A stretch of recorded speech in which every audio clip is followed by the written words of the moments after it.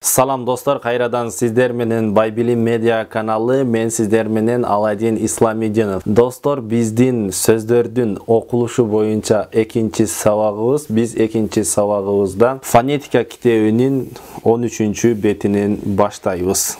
Dostlar, biz buga çeyin sizler menen sözdördün okuluşu jönündө B tamgasını ötkönbüz. Biz hazırkı kezde V tamgasının F bolup okuluşun ötöbüz. V tamganın F bolup okuluşun ötöbüz. V tamganın F bolup okuluşu üçün biz algaç erejebizge karap alışыбыз керек. Murda aytkanбыз, alfabеттеги tamgalar 2-ге bölünөт. Tügöylүү жана tügöysүз bolup, şeriktүү жана şeriksiz, jupsuz жана juптуу bolup 2-ге bölünөt degenбиз. A anın şerigi жок, B b'nın şerigi P, V v'nın şerigi F, F'dan keyin G g'nın şerigi K, D d'nın şerigi T, Z z'nın şerigi S, J j'nın şerigi Ş. Egerde bul tablitsаны эстеп калган болсоңуздар, дагы бир жолу эсиңиздерге салыңыздар, же болбосо биздин биринчи сабагыбызда бул эскерилген. Демек, биз мурдакы сабагыбызда айттык, эгерде B тамгасы сөздүн этегинде келе турган болсо, P болуп окулат деп айтканбыз. Ал эми азыркы эрежебизде болсо, эгерде V тамгасы сөздүн аягында келе турган болсо,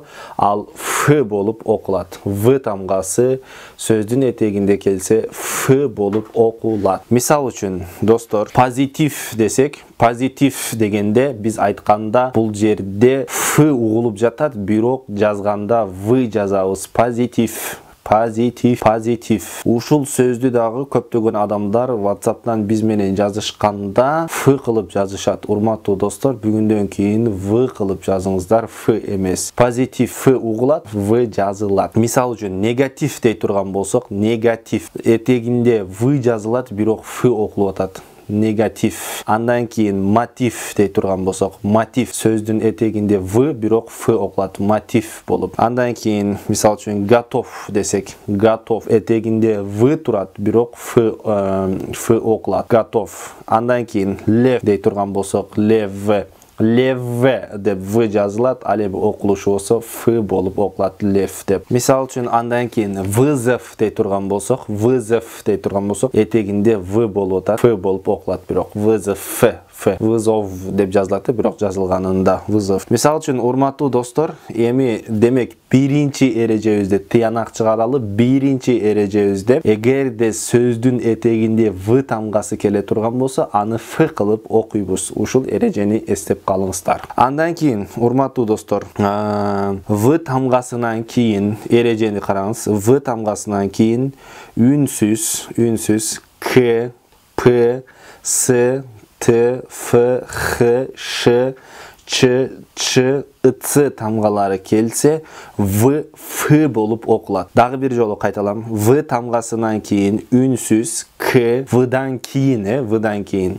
V тамгасынан кийин үнсүз К, П, С, Т, Ф, Х, Ш, Ч, Ч, Ц тамгалары келсе, В, F болуп окулат. В, F болуп окулат. Мисал үчүн, парковка десек, парковка. Бул жерде V тамгасы турат. V тамгасынан кийин бирок кайсыл тамга келип атат? К тамгасы келип атат. К тамгасы каткалаң болгондуктан, V-ны дагы эмне дейт? V-ны дагы каткалаң кылат. V дагы эмне болуп калат? Каткалаң болуп калат. Мисал үчүн, парковка дейт турган болсок, К тамгасы, К тамгасынын катарында, мындайча айтканда, дагы өзүбүздүн эрежебиз менен алып караганда, К тамганын катарында V тамгасы жок. К тамганын командасында V тамгасы жок. Бирок К тамганын катарында F тамгасы бар. Мына ошондуктан К айтат V-га: сен мага бир тууганыңды бер, сен мага жакын эмессиң дейт дагы. F, К. Мына карасаңдар, F, К. F-га К жакын, К-га болбосун F жакын. Ошонун үчүн V тамгасы F-га өзгөрүп калат. Парковка дейбиз. Парковка. F угулат, жазылганда бирок в жазылат. Мисал үчүн кээ бирөөлөр WhatsApp'тан жазганда эмне кылып жатасың десе, мен машинемди парковка кылып атам дейт да, Ф менен жазат, парковка кылып атам деп. Жок, андай эмес. Демек В менен айтабыз, парковка. Демек В менен жазабыз, парковка деп жазабыз. Мисал үчүн андан кийин покровка десек, покровка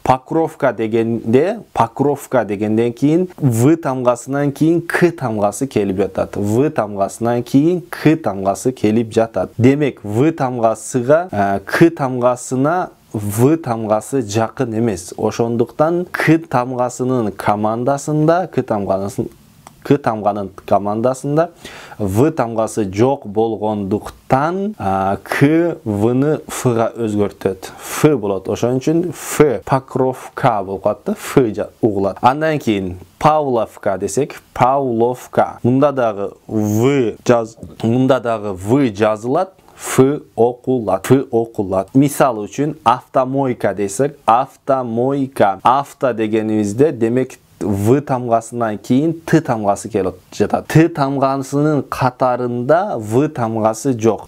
Т тамганын катарында В тамгасы жок, бирок Ф тамгасы бар. Карасаңыздар достор, Ф тамгасы бар. Демек Т айтат, В сен мага жакын эмессиң, мага сен шеригиңди бер дейт. Демек Фнын шериги Ф болчу, ошон үчүн Ф болуп окулуп калат. В тамгасы автомойка болот. Ошондо автомойка. Андан кийин авторитет деген сөз алсак, авторитет эмне үчүн Ф угулат да? Көбү мисал үчүн бүгүнкү күндө комментарий жазса, WhatsApp'тан жазышса, бүгүнкү күндө баарыбыз ката жазып калдык. Авторитет болот да, авторитет деп жазат да, В менен жазылат. Көбү болсо Ф кылып жазат. Авторитет Ф менен жазышат да, угулганыдай жазылышат. Ошон үчүн орус тилинде бир эреже бар. Пиши как пишется, но не как слышится дейт. Жазылгандай жаз, угулгандай жазба. Жазылгандай жаз, угулгандай жазба. Эрежени эстеп калыңыздар. Включить дей турган болсок, мисал үчүн, бул жерде включить В тамгасы Ф болуп окулат. В тамгасы Ф болуп окулат. Эмне үчүн? Себеби Вдан кийин К тамгасы келип атат. К тамгасынын катарында В тамгасы жок. Кнын катарында Ф тамгасы бар. Ошон үчүн ал К айтат, В сен менин командамда жок экенсиң, бирок менин командамда сенин бир тууганың Ф бар экен. Ошону мага бер. Ошон үчүн бул жерде включить болуп калат. Включить болуп калат. В эмес включить. Мисал үчүн вкус деген сөздү алсак, вкус деген сөздү ала турган болсок, Вдан кийин К тамгасы келип атат. К тамганын катарында В тамгасы жок кайра. Демек, ошон үчүн бул жерде В тамгасы Фга айланып калат. Вкус болот. Ал эми дагы башка бир эреже менен айтсам, көпчүлүккө эреже менен айта турам болсок, К тамгасы каткалаң болуп атат. К тамгасы каткалаң болуп атат. Ал эми В тамгасы болсо жумшак болуп жатат. Ошон үчүн каткалаң тамга В тамгасын В жумшак тамгасын каткалаң тамгага өзгөртөт.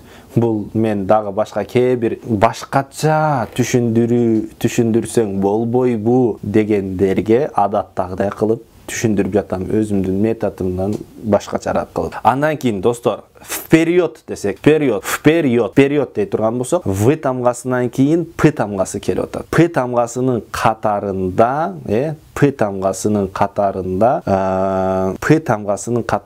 болсо, П тамгасынын катарында В тамгасы жок болгондуктан Пга өзгөртөт. Ошон үчүн вперед Ф менен айтабыз. Вперед эмес, вперед деп айтабыз. Вперед алдына деген сөз. Эми все десе, В тамгасынан кийин С тамгасы келип атат. В тамгасынан кийин С тамгасы келип жатат. В тамгасынан кийин С тамгасы келип жатат. Демек, С тамгасынын катарында v жок, бирок f бар. Ошон үчүн бул жерде v тамгасы f-га өзгөрүп кетет. Всё болуп калат да ошондо. Всё, всё деп жазылат, окулганда всё болуп калат да. Всё болуп айтылат. Всё. Андан кийин, урматтуу достор, b тамгасы f болуп окулган сөздөрдү көчүрүп, транскрипцияларын жаз дейт. Завод деген сөздү ала турган болсок, завод деген сөздө демек v тамгасы бар, бирок v тамгасы v эле болуп окулат. Добавка, андан кийин добавка десек, v тамгасы келди, v тамгасынан кийин k тамгасы келди. K тамгасынын катарында v тамгасы жок, ал f болуп окулат. Добавка. Андан кийин завоз десек, завоз деген сөздө дагы v эле болуп окулат. Бирок этегиндеги z тамгасы s болуп калат. Анткени z тамгасы дагы сөздүн этегинде келсе s болуп калат. Завоз болуп калат ошондо. Андан кийин завтрак десек, завтрак деген сөздө v тамгасынан кийин т тамгасы келип жатат. Ошон үчүн ал f-га айланып калат. Завтрак деп тынын катарында биз айттык v тамгасы жок, ошон үчүн завтрак болуп калат, f болуп калат. Андан кийин завязка десек, завязка дегендеги v тамгасы v эле болуп окулат, f-га өзгөрбөйт. Андан кийин завивка десек, завивка v тамгасынан кийин k тамгасы келип жатат. Бул жерде да болсо f болуп окулат. v тамгасы f болуп окулат. Заправка v тамгасынан кийин k тамгасы келип жатат. Демек k-нын катарында v тамгасы жок, v тамгасы f болуп окулат. Завхоз дегенде v тамгасы f болуп окулат. Завхоз f болуп окулат, себеби х тамгасы бул каткалаң тамга болуп эсептелет. Ошон үчүн v тамгасын каткалаң тамгага өзгөртөт. Завуч дегенде v тамгасы v эле болуп окулат. Загвоздка дегенде дагы бунда v тамгасы v эле болуп окулат. Бирок д тамгасынан кийин к тамгасы келип жатат. Т тамгасы болсо т болуп окулат. Загвоздка. Встреча десек, демек v тамгасынан кийин с тамгасы келип жатат. С тамгасынын катарында достор v тамгасы жок, ошон үчүн f болуп айтылат. Встреча болуп окулат. Встреча. Вода десек, в болуп окулат. Завтра дей турган болсок, завтра деп айтканыбызда в тамгасынан кийин т тамгасы келип жатат. Ошондуктан f болуп окулуп калат. Завтра деп айтсак, демек в тамгасы f болуп айтылат. Завтра. Андан кийин заготовка дегенде f тамгасынан кийин к тамгасы келип жатат. Заготовка. Демек v тамгасы f болуп окулат. Заготовка. Всегда деп айтсак, всегда деп айта турган болсок, всегда. Демек v тамгасы s-га айланат. Всегда дей турган болсок, v тамгасы f-га айланат, себеби с тамгасынын катарында v тамгасы жок. Же болбосо v тамгасынан кийин с тамгасы келсе, v тамгасы f болуп окулат деп айттык. Вслед. Мисал үчүн, вслед деп айтсак, v-дан кийин с келип атат. Демек v тамгасы f болуп окулат. Вслед деп эле. Впадина деп айтсак, впадина. Мисал үчүн, v тамгасынан кийин p тамгасы келип атат. Демек p келе турган болсо, v тамгасы f болуп окулат деп айттык. Андан кийин, урматтуу достор, эгерде мисал үчүн эми мен сиздерге бир нече сөздөрдү берем, окулуштарын сиздер дагы комментарийге сөзсүз жаза кетиңиздер. Авто десек, v менен жазылабы же f менен жазылабы? Окулганда кантип окуйбуз? Окулушун эле жазыңыздар. Автор деп айтсак, демек кантип окуйт экенбиз? F болуп окулабы же v болуп окулабы? Сөзсүз муну да жаза кетиңиздер.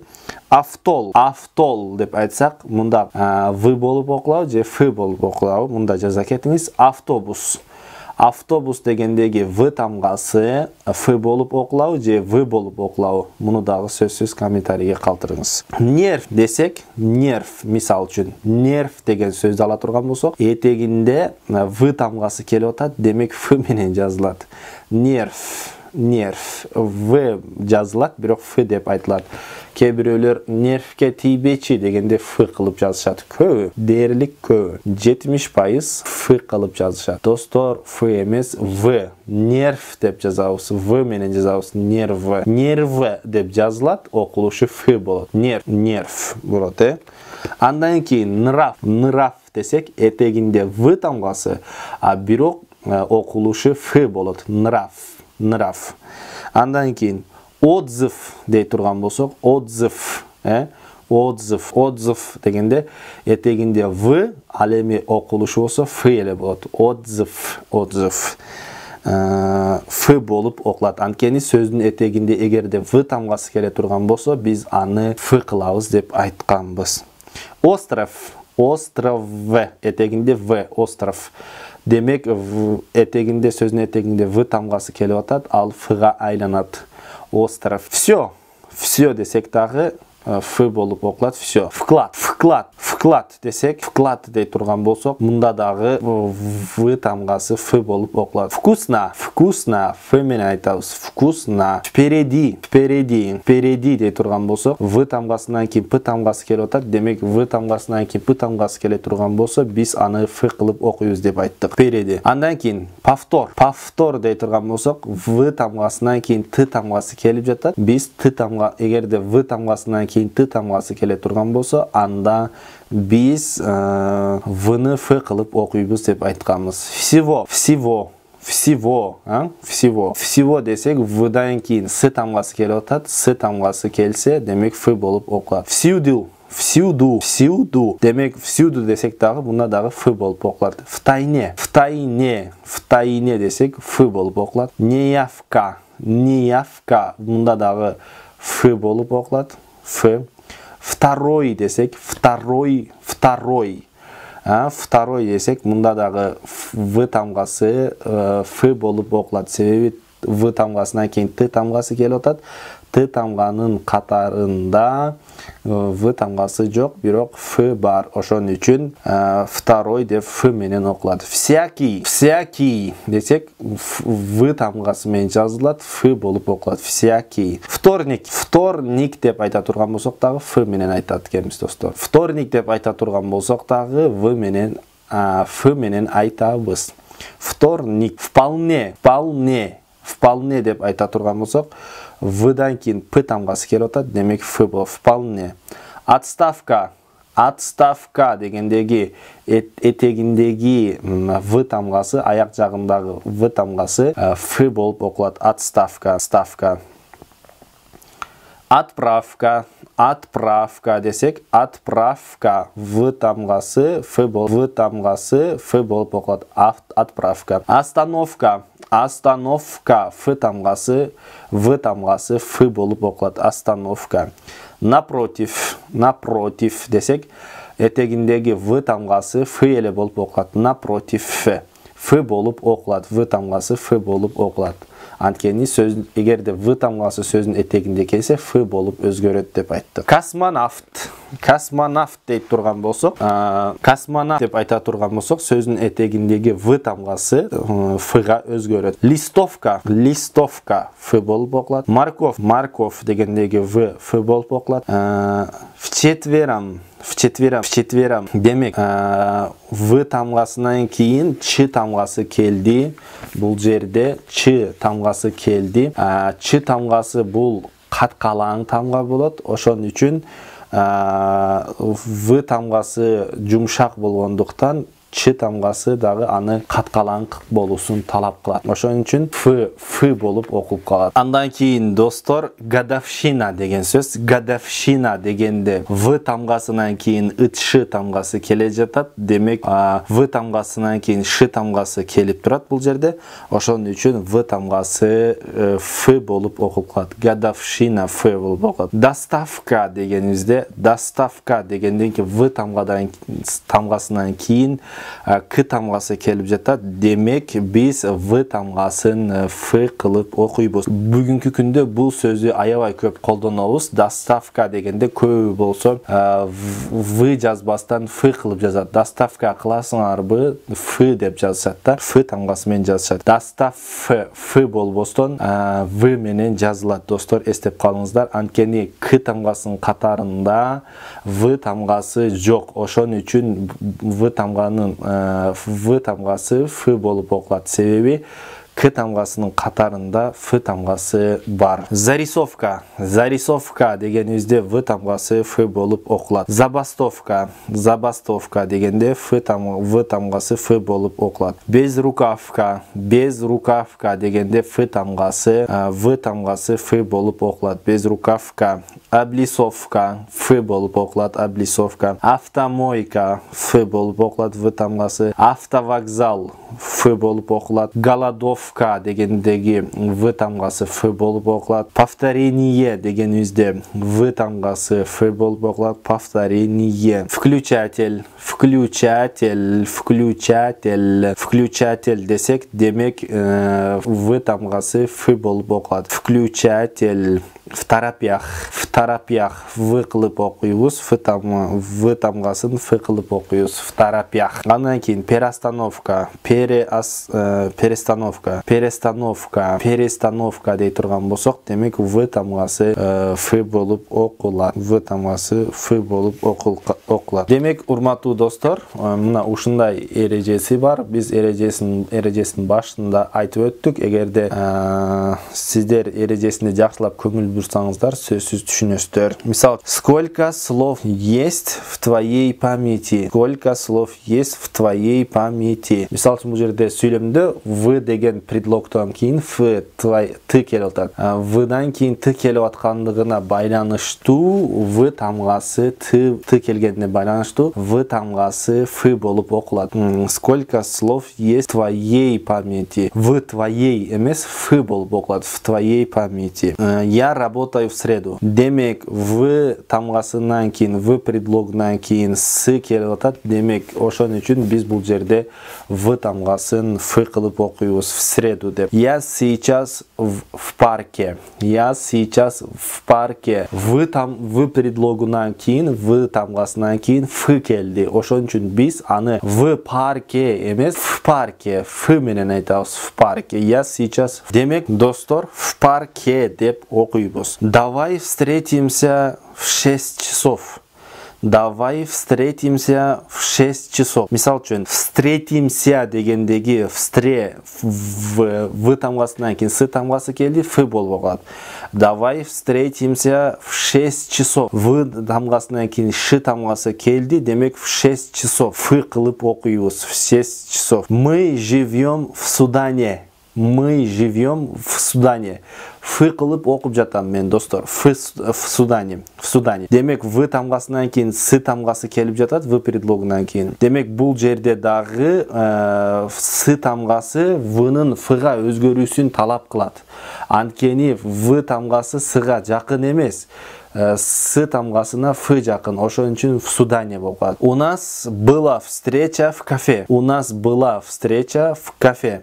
Демек, встреча дегенибиздеги в тамгасы ф болуп окулат, а в кафе дегенибиздеги дагы в деген предлог ф болуп окулат. В кафе. Кафе. Ты пойдешь в кино. Ты пойдешь в кино. Ты пойдешь в кино. Демек, в кино эмес в кино болот да. В кино. Ты пойдешь в кино. А ф болуп. Кандай айтылбаган сыяктуу болуп калат, бирок ф болуп атат. Ты пойдешь в кино. В кино. Ф кино, да? Демек в тамгасынан кийин к тамгасы келип атат. Ошон үчүн бул В тамгасы Ф болуп окулат. В торопях нельзя свет включить. В торопях нельзя свет включить. Демек, в торопях дегендеги В тамгасы Ф болуп окулат. Включить дегендеги В тамгасы Ф болуп окулат, достор.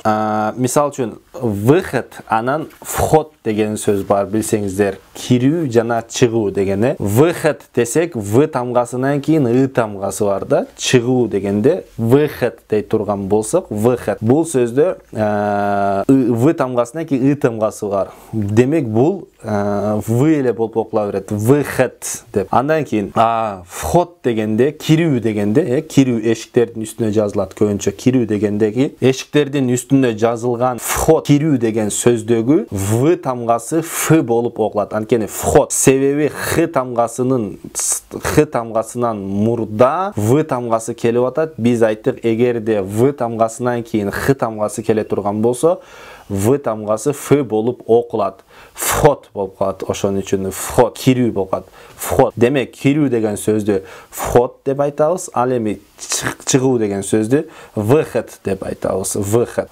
Чыгуу дегенде В болуп окулат, кирүү дегенде Ф болуп окулат. Урматтуу достор, эгерде бул сабактар сиздерге пайдалуу болгон болсо, сөзсүз лайк басып, башкалар менен бөлүшүп коюуну унутпаңыздар. Сак саламатта туруңуздар. Кайрадан жолугушканга чейин аманчылыкта туруңуздар. До новых встреч, дорогие мои.